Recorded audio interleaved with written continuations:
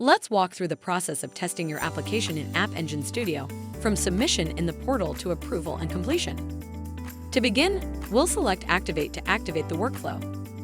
Now that it is activated, we'll switch over to our instance admin dashboard, impersonate a user, and begin testing the application in the portal view. Navigate to the Service catalog. Select Departmental Services and choose Raise a Travel Request. Here we will test our travel request record producer by submitting a test travel request.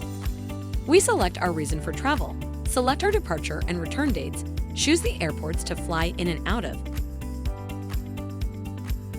and add an estimated airfare. Then submit. The record is created, and we can end the impersonation and go back to App Engine Studio. Navigate back to the approval workflow that we created earlier. Let's take a look at how our flow runs now that a test travel request has been submitted. Select Test, then in the Test Flow dialog, select the test record we created. Then select Run Test. When the test has finished running, we select View the Flow Execution Details. On the Flow Execution Details page, we can see the flow is waiting for approval. We can open the record and see an approval is requested twice. Let's delete one so that we can approve the travel request record and see if the flow runs as expected. Only users with the System Administrator role can perform these actions. We switch back over to our Flow Execution Details page and select the refresh icon to refresh the flow.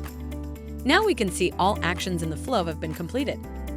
If we take a look at the travel request record and reload the form, we can see that the record state has been updated to Closed Complete.